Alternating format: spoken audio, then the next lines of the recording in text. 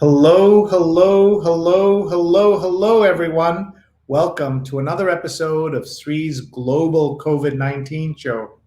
My name is Sree Sreenivasan, and it's my honor to convene this conversation around various aspects of COVID-19. We talk about the health aspects, the financial aspects, the political aspects, but today it's all about the vaccine. Where are we with the vaccines? And we are focusing on understanding the latest situation with the vaccines and where we go from here. And today we have a very special guest who's joining us from rural Eastern Washington. Christy Nielsen is a vaccine manager for a hospital in that part of the country. And we are very grateful to Dr. Nielsen for being with us. You'll meet her in just a moment. Hi, everyone. I'm Sree. Thank you so much for being here. Really grateful to have you here. We're live right now on Facebook, on Twitter, on YouTube, and on LinkedIn. And if you've not seen the show before, we want to tell you a little bit about it. We have been live for 262 episodes now, and we've had more than 450 guests from 73 cities and 20 countries, including the chief scientist of the World Health Organization. You can find our archives at youtube.com/Sreenet, and you can find us in partnership with Scroll Global and Scroll.in. We're super grateful to our producers, Rose Horowitz and Vandana Menon, at Rose Horowitz 31 and Vandana_Menon on Twitter. Please find and follow them. We're always looking for guest ideas and topics, so please be in touch with us about that. I'm the Marshall Loeb Visiting Professor of Digital Innovation at Stony Brook School of Journalism and the co-founder of Digimentors. Digimentors is a social, digital, and virtual events consulting company, and we're always looking for folks to work with. So if you have a conference, a summit, a webinar, or a talk show you need help with, please get in touch with us. You can email me. You'll find my email address right on the screen there, sree@sree.net, and we would love to talk to you about how we can help you with your show. All right, are you ready to talk about vaccines? Have you had your vaccine yet? Please tell us in the comments. Tell us where you're watching from. We'd love to hear from you. I do want to talk about two other things very quickly before we bring on Dr. Nielsen. The first is I'm wearing this shirt. Very proud of it, as you can see. It says the first, but not the last. This is a Kamala Harris t-shirt. Vice President Kamala Harris. What a week we've had.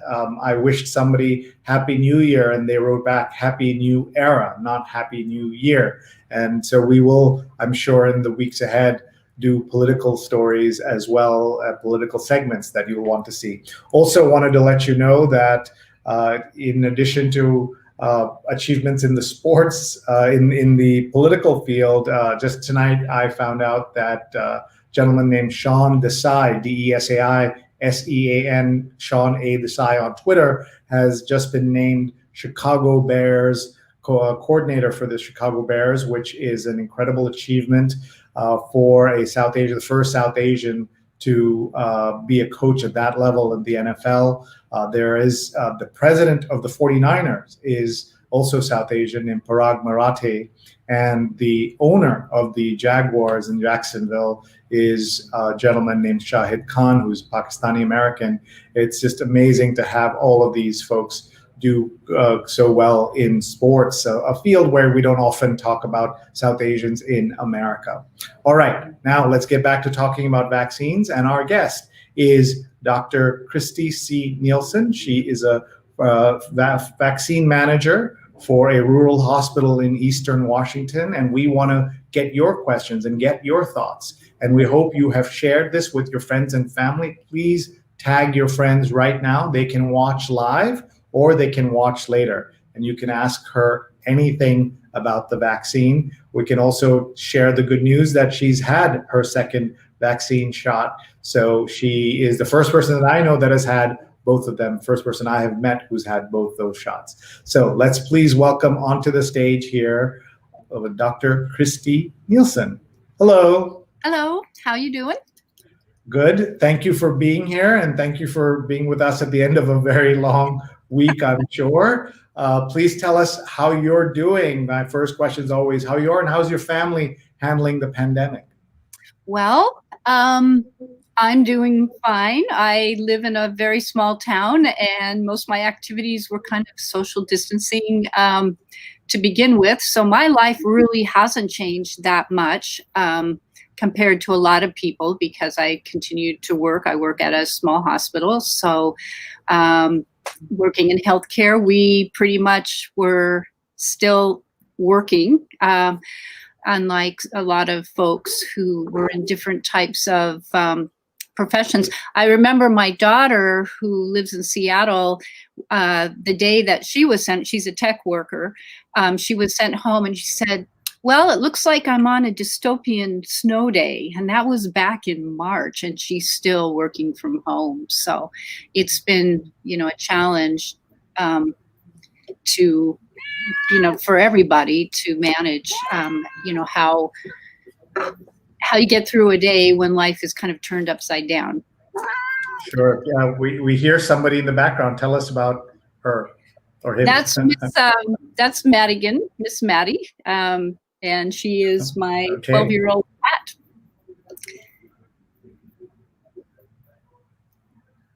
Well, how is the pandemic treating her? For her, life hasn't changed that much. Because I still go to work. Yeah. So we hear, one of the things we hear about pets is that the pets who have folks working at home are going to be a mess when people eventually go back to work. I guess because you've been going as a frontline worker, she's not going to have that problem. No, her routine has stayed pretty much the same, as has mine. And in some ways, I'm very grateful about that, because I didn't really have to change too much about what I do, or other than wearing a mask. And, when you're in a small town, I can pretty much, I go to the grocery store. That's about it. I hear you. Since we're talking about vaccines, tell us about you getting the second shot. How do you feel kind of emotionally and also physically? Well, I got my first shot on Christmas Eve. So that was kind of the best Christmas present ever. And the only thing I really noticed was a sore arm, which is really typical of the effects of most vaccines. Flu vaccine, you get a little bit of a sore arm. I think actually the tetanus diphtheria vaccine is the absolute worst to get. That just makes your arm like, ow. And then yesterday I received my second shot. So myself and my coworkers, who all had it on the 24th, got our second shots yesterday. And I have to say, I'm feeling great now, but this morning, all of us were kind of like, oh, this one kind of is a little bit less comfortable, more a little bit of the body aches, little mild fever, that type of thing, which now has gone away, and now I feel fine. But yeah, I'm very grateful to have this piece behind me, and recognize that, we're not out of the woods yet, because there's still things that we're learning about COVID and the vaccine, whether or not it may protect us from actually getting the disease, but it doesn't protect us from getting infected. In other words, can I be asymptomatic and still spread it? So I will continue to wear my masks and wash my hands and do social distancing until life can resume normal. Plus, other people around me won't know that I've had the vaccine. So again, I have to be a good role model in that respect. You sure do, but it's exciting to know that you've gotten two vaccines. Tell us what you understand about the vaccine supply. There seems to be so much confusion about where we are with that. Maybe you can start at the most local level around you and your operation, and then kind of build out from there what you understand to be the situation. There are so many headlines about problems, people who have appointments, but there's no supply depending on the state. Some states are doing very well, some are not. So if you could just give us as much as you know, that would be wonderful.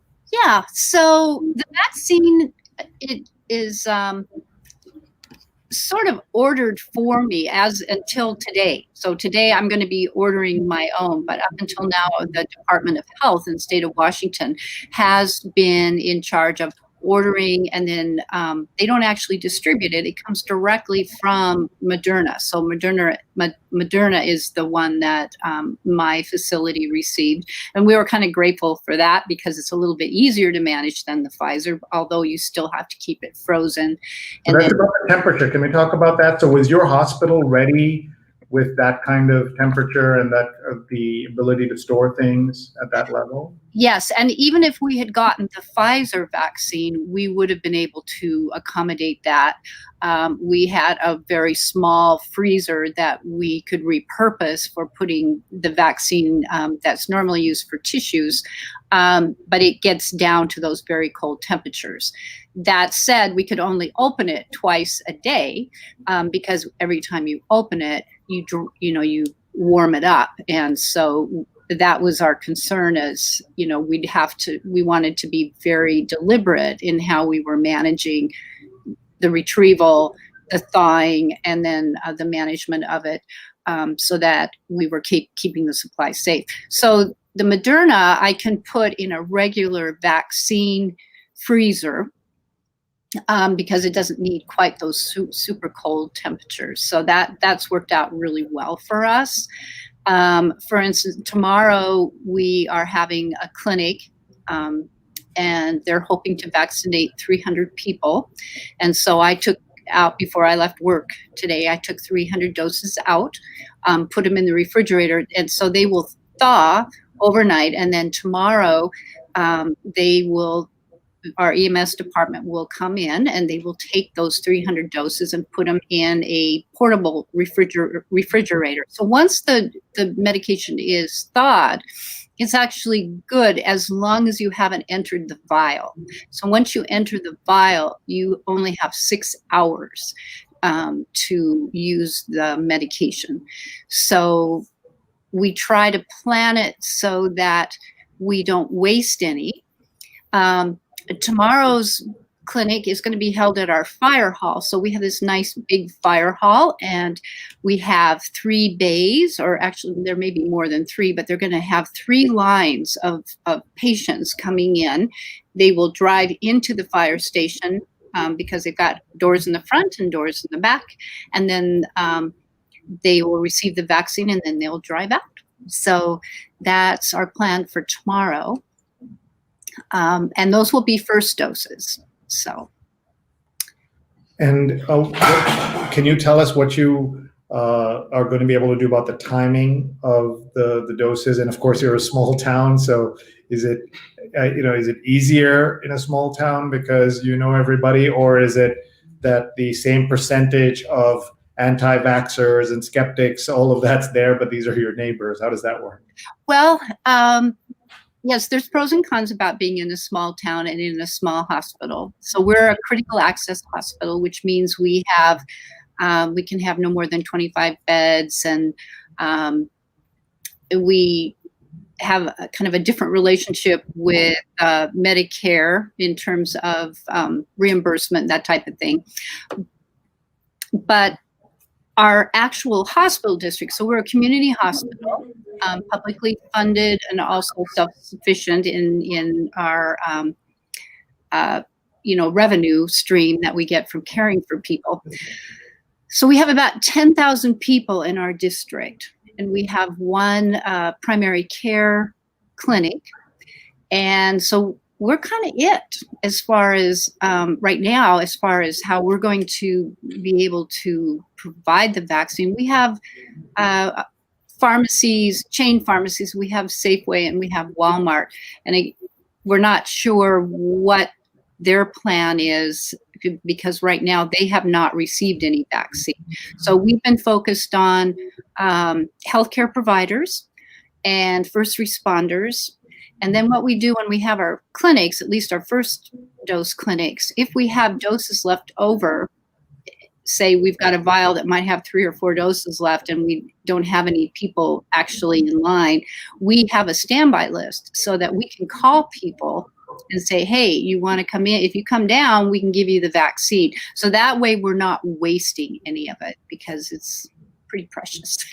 Yeah, I think managing that is one of the more difficult aspects of this. Right, because yeah, and there's some new confusion about whether the Pfizer vaccine has a 6th dose in a single vial or not. And yeah, that's another reason I'm kind of glad I don't have the Pfizer version, because that one has to be reconstituted. And so I'm not necessarily comfortable with the idea of taking out an extra dose, unless I know the FDA has said you can do that, but we're glad we're not in that situation, trying to decide that we're going to do that. I mean, in most cases, if you get a vial with 1,000 milligrams of something in it, it doesn't matter how much liquid you put in it, you still have 1,000 milligrams. So I'm not comfortable with the idea of trying to get an extra dose out of it, because to me, there shouldn't be an extra dose. If you know, I mean, that's the impression that both myself and our EMS director, we're like,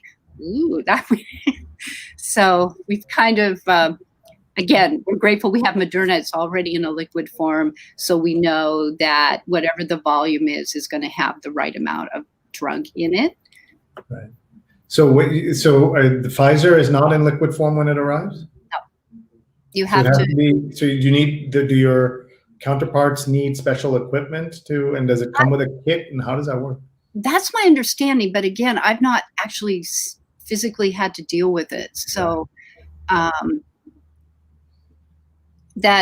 So I don't really know how that one looks, or I haven't had a chance to get my hands on it. So, is it normal to have this reconstitution process for vaccines?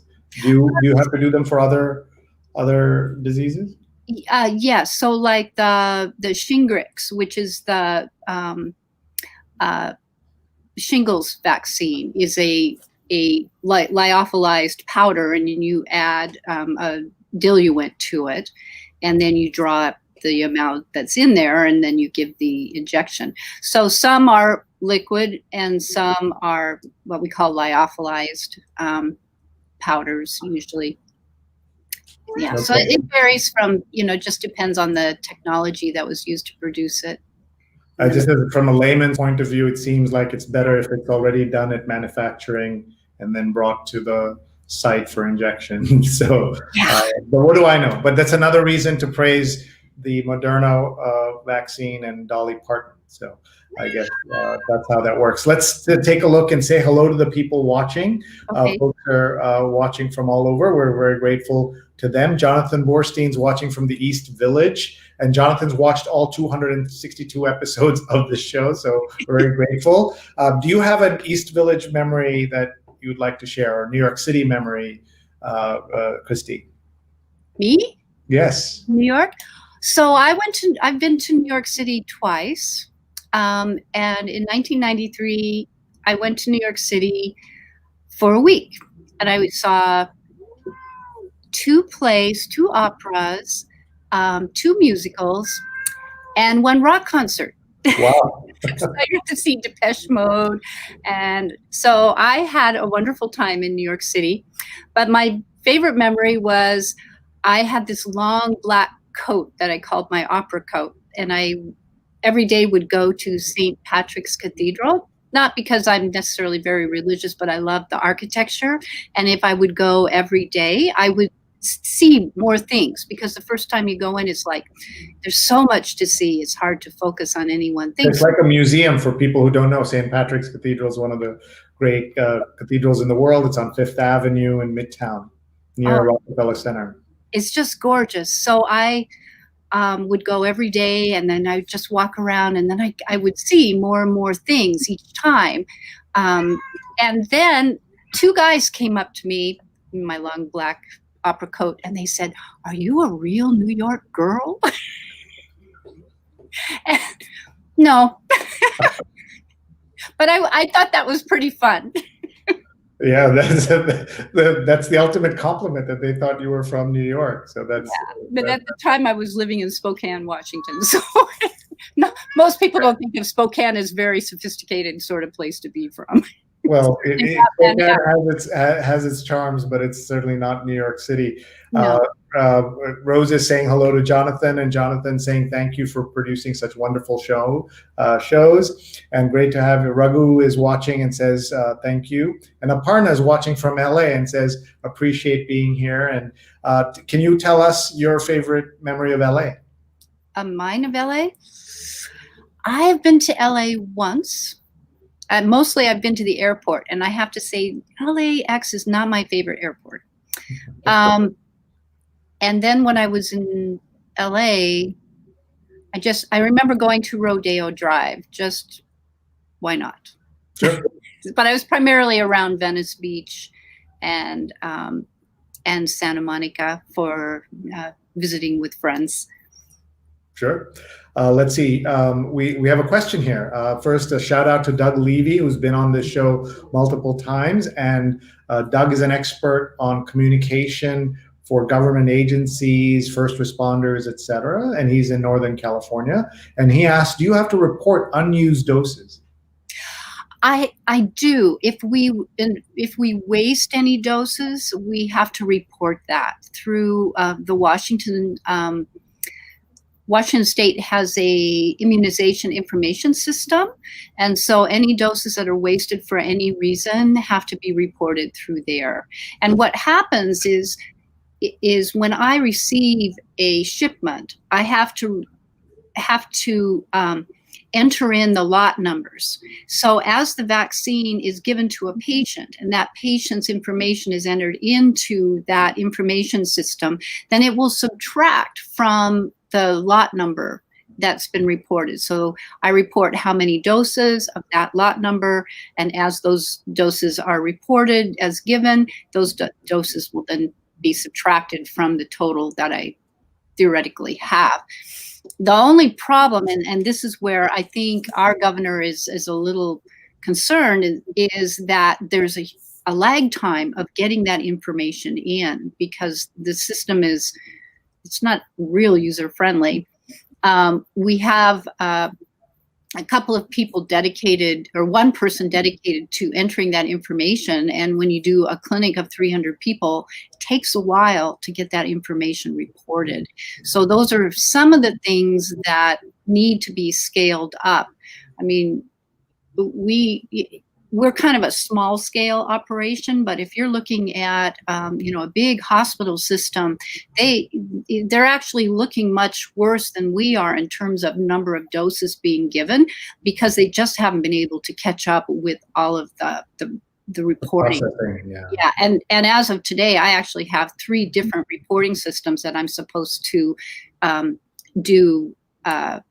One's for the federal government, one's for the state government, and now I have another one for the state government, because they want to know how many doses do I have on hand, how many doses did we give yesterday, and how many doses do we anticipate giving next week. And because the supply now is a little bit uncertain, it's going to be a little bit difficult to make those kinds of forecasts, but what the state's trying to do is to see where the vaccine is, how it's being used, and how it should be distributed. So it's complex. And you're being asked to report 7 days a week. You only work 5 days a week, but you're being asked to do that. I can do that from home. Sure. And I know we won't be doing anything Sunday, so I can just put the same numbers in. Understood. Well, Thank you, Doug, for that question, and thank you for your answer. Let's see here. My mom is watching from Kerala, India. Hi, Amma. Love you. I want to show you my T-shirt. It says the first but not the last, and that's a picture of Kamala Harris right there. So I'm showing that to my mom. And have you been to India? I have not, but I had a good friend that went to Kerala, and he told me all about it. And he loved it. Great. Well, when you get to travel again, I hope you will consider going. Doug has another question. How much should people be concerned about PEG in mRNA vaccines? Now, can you translate that also, please? If you know what that is? Yes. So I'm not an expert on that. It's one of the adjuvants that's in the vaccine. If you're not comfortable discussing I don't know that I could address that with any real certainty. Okay, then we'll move on. No, don't worry. I can tell you that it's not made from eggs, Okay. a flu vaccine. So some people are allergic to that. There's no latex in the packaging. So sometimes there were latex stoppers, and people who are really sensitive to latex sometimes have problems with that. But okay. We can move on. Here's Rosanna's watching from Miami Beach. Very informative, she says. So thank you for that. And Jonathan's telling us that the architect of St. Patrick's is James Renwick. And Renu Pathak Miles is a former New Yorker and now in Northern California for almost 30 years. And she has a question. How long will it take to vaccinate the 300, I guess 300 million, maybe she's asking. Or she's talking about your town and the fire engines. Oh, I'm sorry, Reno, you were asking very specifically about what you were talking about. So why don't you, Christy, just explain again how the bay works and how that comes in. So they're going to move all the fire trucks out, and then the EMS department will have people that are staged to help with the paperwork, there's two things with paperwork. One is a consent form that you consent to get the vaccine.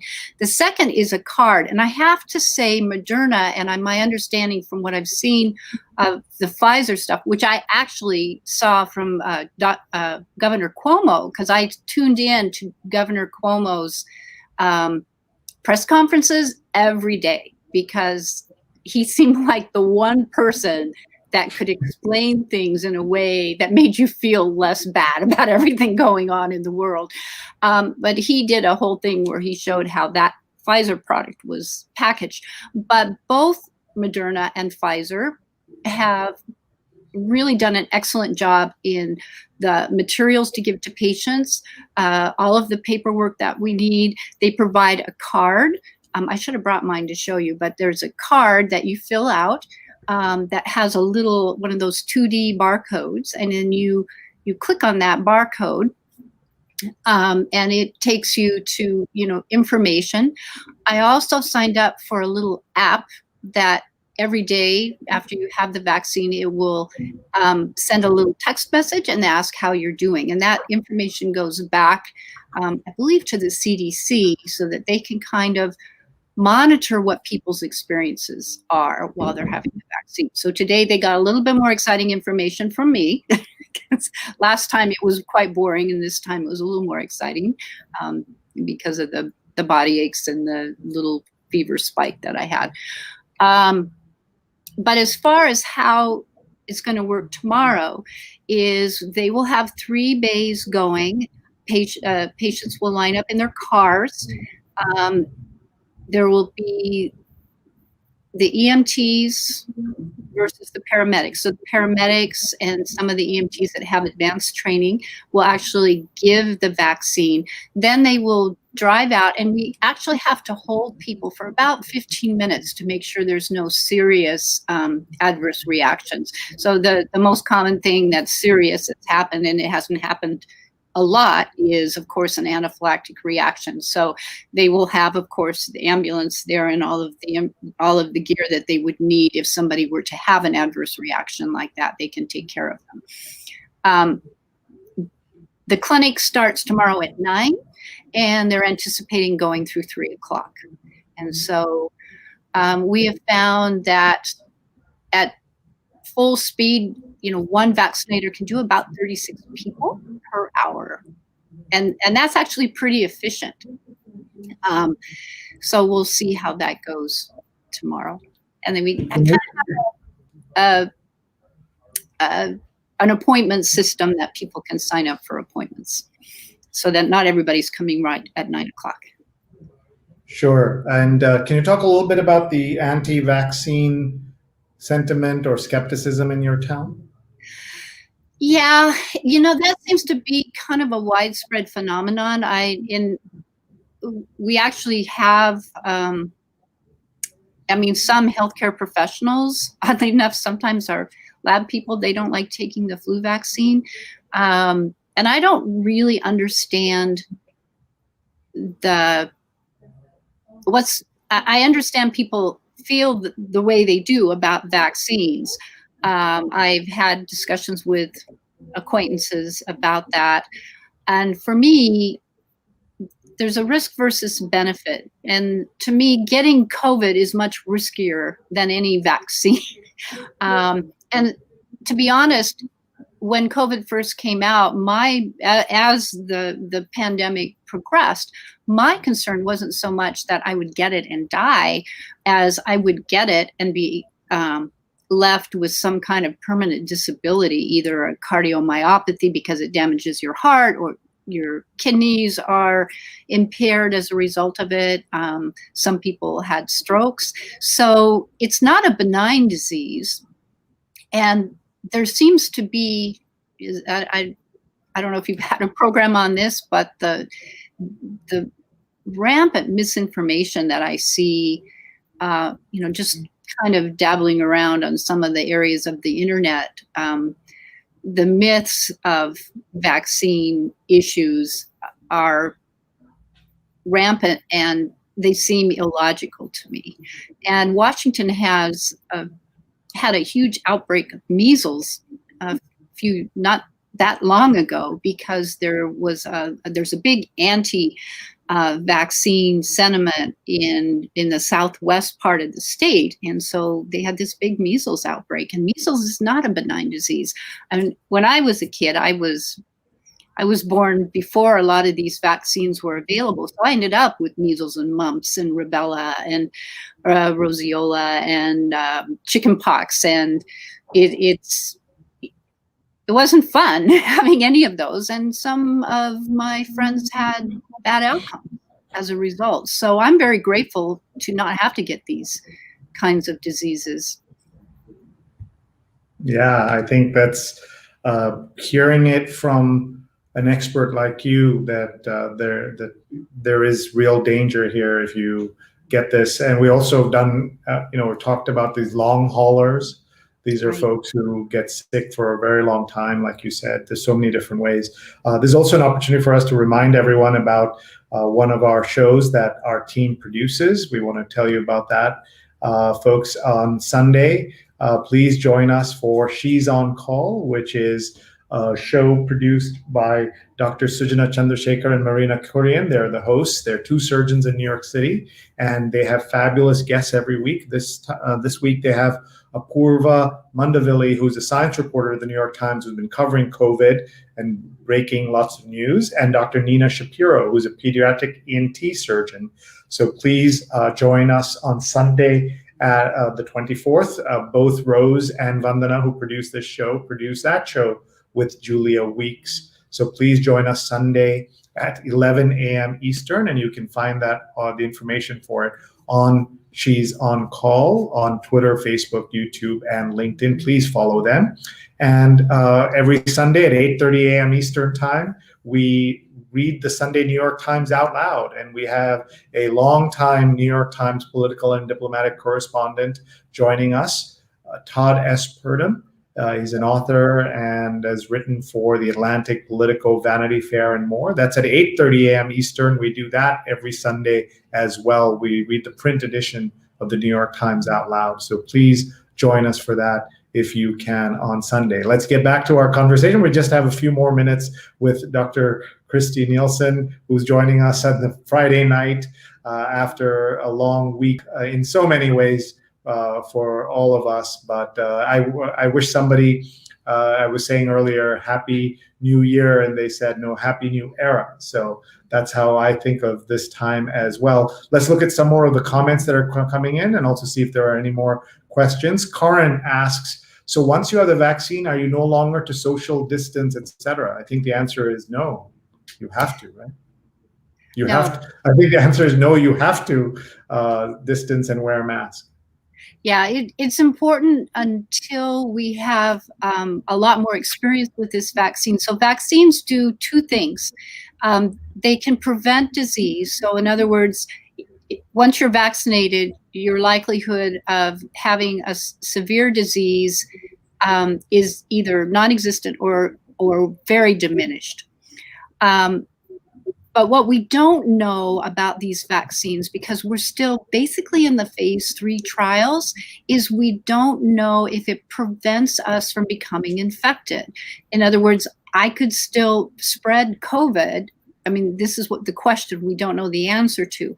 It is possible that I could get infected with COVID, not get sick from COVID, but spread COVID to others. So until we are out farther from this in this pandemic and with the experience of vaccination, these are things that normally would be determined prior to a vaccine being released to the public.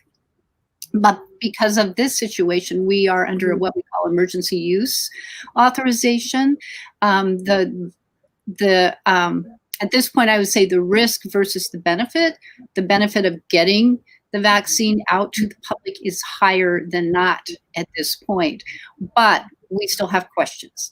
And so that's what we're hoping to determine as we go along. And so at this point, I would say masking is still important, social distancing is still important, and of course, all the other hygiene things that have been stressed throughout this whole ordeal should still be followed. But as we get more and more people vaccinated, we're less likely to have people with really bad outcomes. And hopefully, we will also discover that the vaccine protects us from being infected as well as getting sick. Does that make sense? It does. Thank you. Raghu is asking, what is the percentage of wastage? If you have a number? Well, at this point, if you manage it well, you shouldn't. We don't have waste because we know we have 10 doses in each vial, so we make sure we have 10 people to get that vaccine out of that vial. And if we have one person, an 11th person, they're going to have to wait because we're not going to open a vial because it's only good for 6 hours. I did have one incidence of waste because it was brought back from one of our clinics, and the nurse, once it's thawed, you can't refreeze it, and she put it back in the freezer instead of in a refrigerator. So I lost 10 doses that way, and so then I have to report it. But and I see the question from Doug. Yeah, Washington's done pretty well. The governor isn't happy with what he thinks is the number, and I'm a big fan of our governor. I think he's done a really good job. I don't think he's not as charismatic as Governor Cuomo in his style, but he's been a solid support for all the healthcare providers, and he has had to cope with a pretty recalcitrant population, especially on the east side of the mountains where I live. We have, the rugged individuals over here that don't like to be told that they have to do something. And I actually had a few run-ins with people that refused to wear masks. And I'm kind of beyond being tolerant of that kind of stuff. Doug is saying that the CDC has set up the VSafe system to record any adverse events, and hopefully that it works to track the data. So that's good to know. Renu says, thanks for explaining the logistics. Not a simple process by any means. Is there a national medical database to keep record of those who've been vaccinated? Good question. I know there's talk of digital passports and things like that to be able to travel. And we do know that when something becomes a sort of currency, if you're able to use it in certain ways, there'll be forgeries, there'll be fakes, there'll be people lying about it, stealing it, et cetera, et cetera. So those are all worries that we have. Well, and until we know that it protects us from actually being infected so that we could spread it asymptomatically, passport's really not even valuable. So probably we shouldn't even go there. As far as a national medical database, I'm not sure that there's a national. Each state is kind of in charge of maintaining all of their immunization records. So in the state of Washington, we have the Washington State Immunization Information System, which is where All the childhood vaccines are recorded.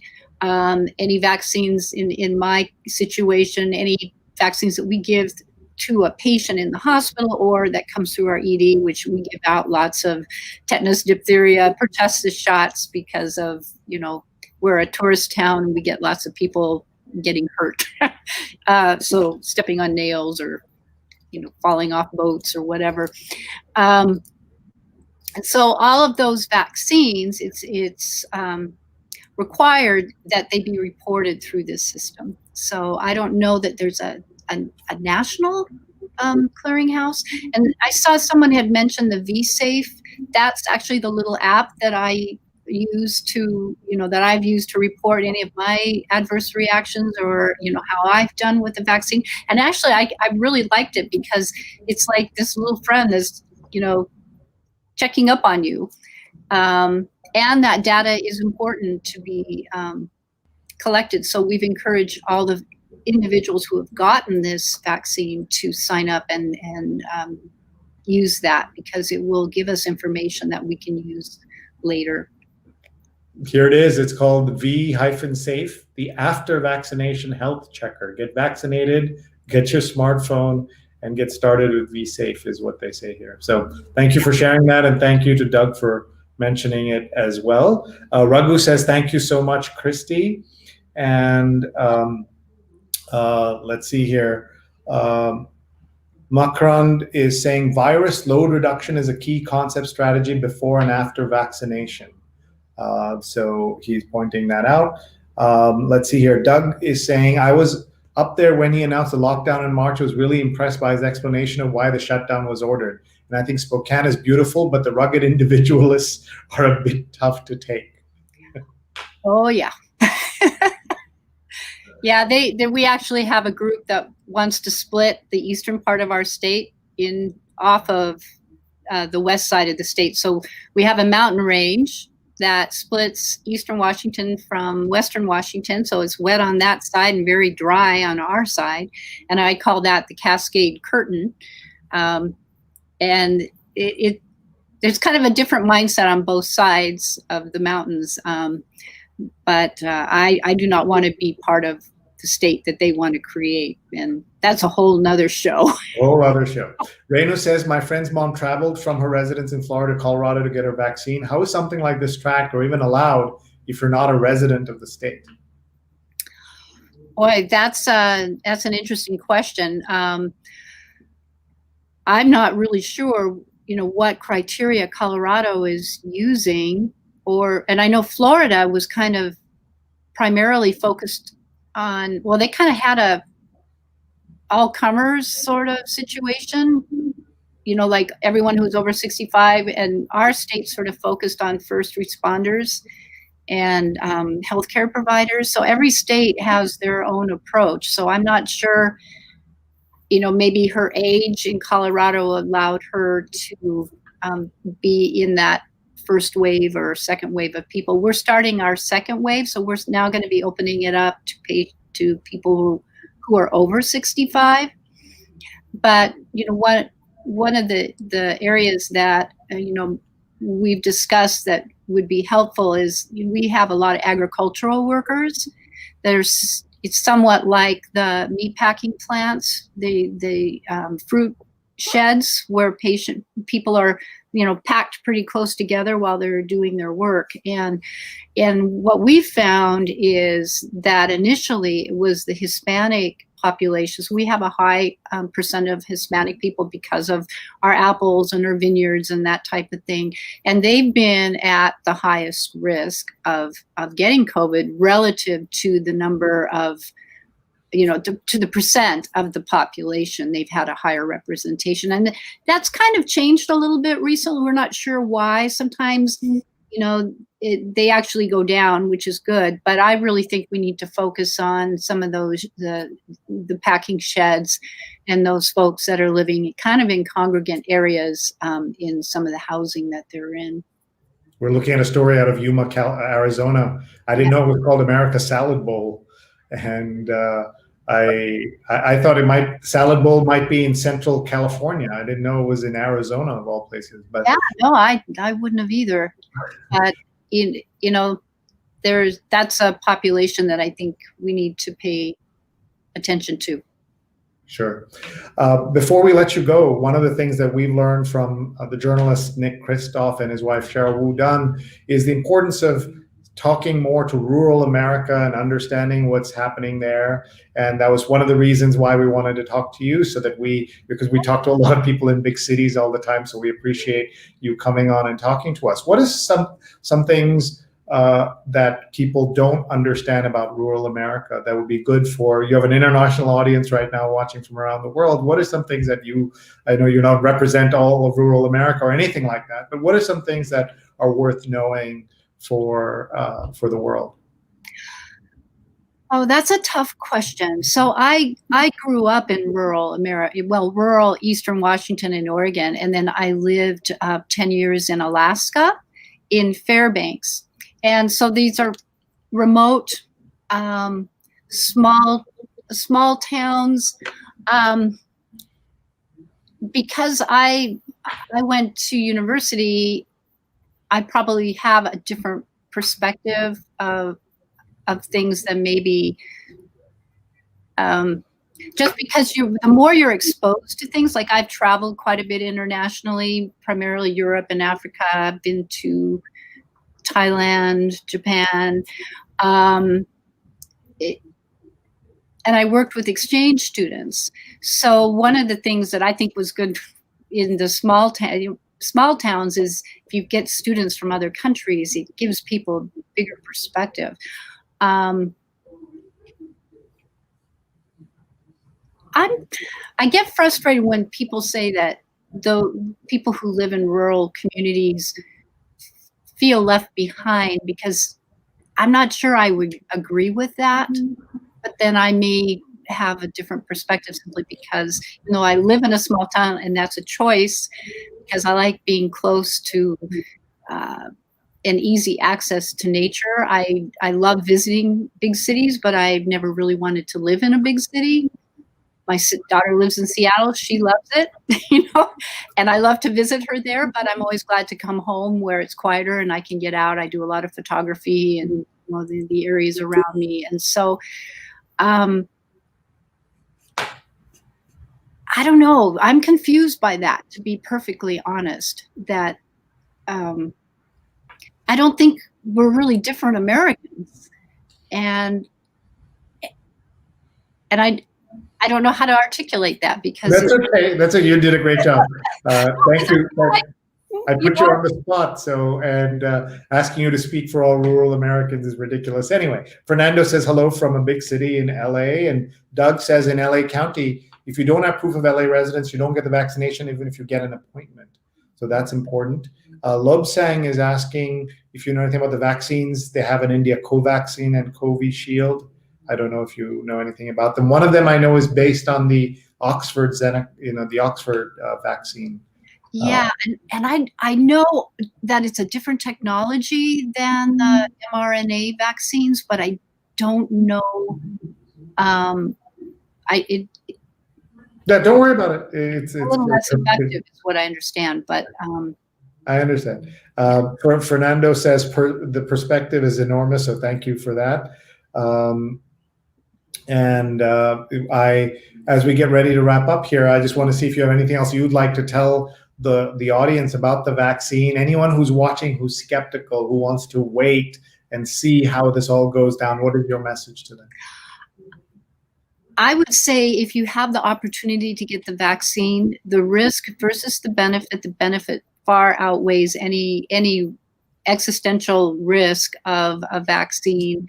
I know people are afraid of things like preservatives. There are no preservatives in it other than the adjuvants that help create the product itself. When you think about it, the closest thing, so even though I'm a pharmacist, I see drugs as being a blunt instrument. It's much better not to get sick. It's better to, live a healthy lifestyle and prevent disease. And I think vaccines are probably the closest thing to a magic bullet that we have to prevent infectious diseases, because treating them is more expensive. we're running in terms of infectious disease. I mean, there's a whole nother issue that we're dealing with, which is antibiotic resistance. And, it would not be very fun for us to suddenly find ourselves in a post-antibiotic era.